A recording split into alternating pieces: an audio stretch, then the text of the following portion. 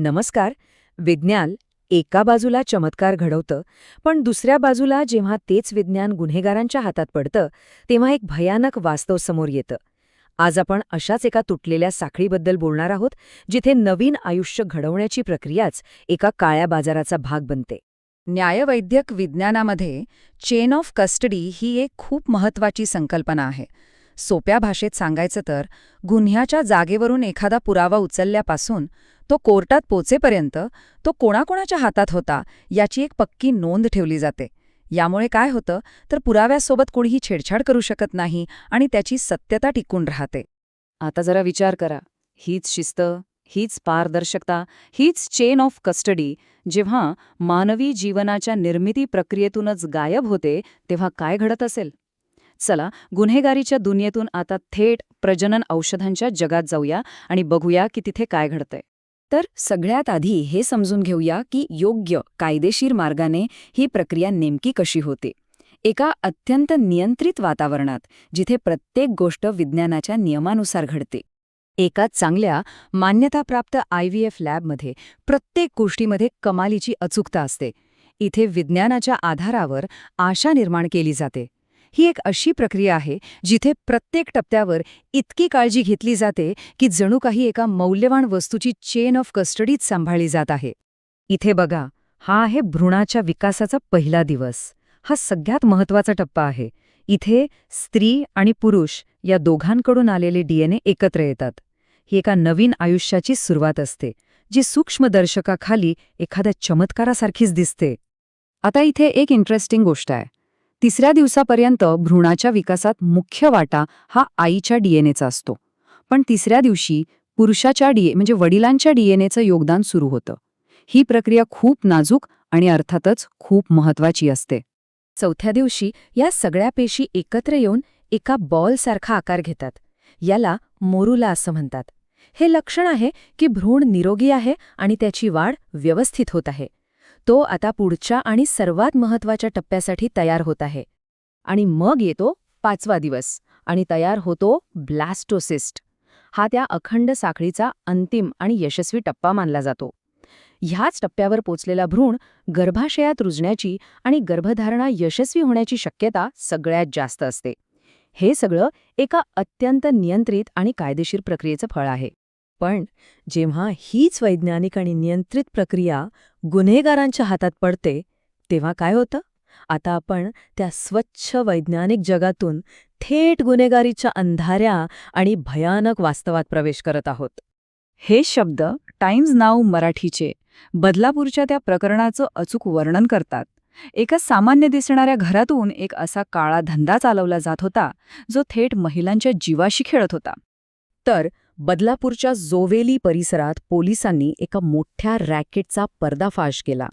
इथे पैशाची गरज असलेल्या महिलांना हेरून त्यांच्या शरीराचा अक्षरशः बाजार मांडला जात होता, जिथे वैद्यकीय आणि नैतिक काळजीची साखळी पूर्णपणे तोडून टाकण्यात आली होती. या टोळीची काम करण्याची पद्धत तर आणखीनच धक्कादायक होती. पहिली पायरी होती लक्ष शोधणं. ते गरीब गरजू महिलांना हेरायचे आणि त्यांना 15,000 ते 20,000 रुपयांचं आमिष दाखवून जाळ्यात ओढायचे. दुसरी पायरी, आणि ही सर्वात धोकादायक होती, या महिलांना कोणत्याही डॉक्टरच्या सल्ल्याशिवाय घरीच हॉर्मोनल इंजेक्शन्स दिली जायची. तिसरी पायरी होती फसवणुकीची. कायद्याला चुकवण्यासाठी त्यांची खोटी ओळखपत्र तयार केली जायची. आणि शेवटी त्यांना बेकायदेशीर सोनोग्राफी सेंटर्स आणि काही सामील असलेल्या IVF केंद्रांमध्ये नेऊन त्यांची स्त्रीबीजं काढली जायची आणि काळ्या बाजारात विकली जायची. आता याचं गांभीर्य समजून घ्या. भारतातल्या कायद्यानुसार एक महिला तिच्या संपूर्ण आयुष्यात फक्त एकदाच स्त्रीबीज दान करू शकते. पण या रॅकेटने काय केलं? त्यांनी एकाच महिलेची ओळख बदलून बनावट आधार कार्ड वापरून अनेक वेळा तिची स्त्रीबीजं काढली. हे कायद्याचं सरळ उल्लंघन होतं. हा गुन्हा फक्त फसवणुकीचा किंवा आर्थिक शोषणाचा नव्हता. या महिलांना याची जी शारीरिक किंमत मोजावी लागली ती खूप मोठी आणि भयानक होती.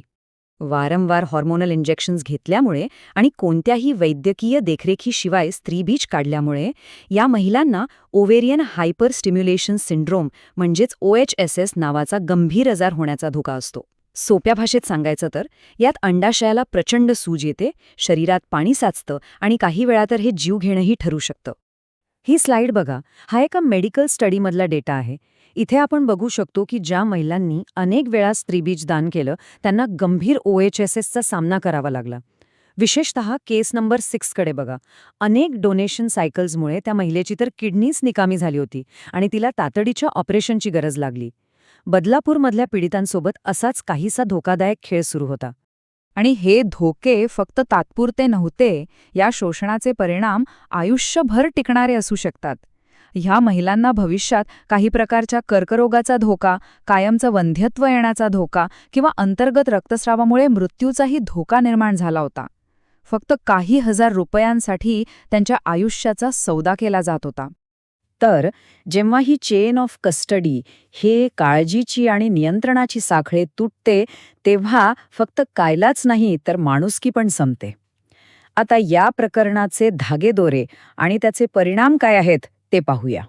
म्हणजे महत्वाचा मुद्दा हा आहे की बदलापूर प्रकरण हे फक्त काही गुन्हेगारांचं काम नाहीये, तर ते एका संपूर्ण व्यवस्थेच्या अपयशाचं प्रतीक आहे. इथे वैद्यकीय नैतिकता, कायदेशीर प्रक्रिया आणि मानवी काळजी या प्रत्येक गोष्टीची साखळी तुटलेली दिसते. आणि या गुन्ह्याची व्याप्ती किती मोठी होती. पोलिसांच्या प्राथमिक अंदाजानुसार या एकाच टोळीने कमीत कमी 40 महिलांचं शोषण केलं आहे आणि त्यांना शंका आहे की हा आकडा 100च्याही वर असू शकतो. विचार करा किती मोठ्या प्रमाणावर हे सुरू होतं. आणि हे सगळं फक्त बदलापूरपुरतं मर्यादित नव्हतं. पोलिसांना वाटतंय की याचे धागेदोरे मुंबई, पुण्यासारख्या मोठ्या शहरांपर्यंत आणि काही मोठ्या हॉस्पिटल्सपर्यंत पोहोचले आहेत. हे स्पष्ट आहे की काही डॉक्टर्स आणि रुग्णालयांच्या मदतीशिवाय एवढा मोठा काळा बाजार चालवणं शक्यच नाही. शेवटी एकच प्रश्न उरतो. विज्ञान आपल्याला जीवन निर्माण करण्याची ताकद देतंय, हे खरंय. पण या ताकदीचा गैरवापर करणाऱ्यांपासनं समाजातल्या सगळ्यात गरीब आणि असुरक्षित लोकांचं संरक्षण करण्यासाठी आपली व्यवस्था तितकीच मजबूत आहे का, यावर विचार करण्याची आज खरी गरज आहे.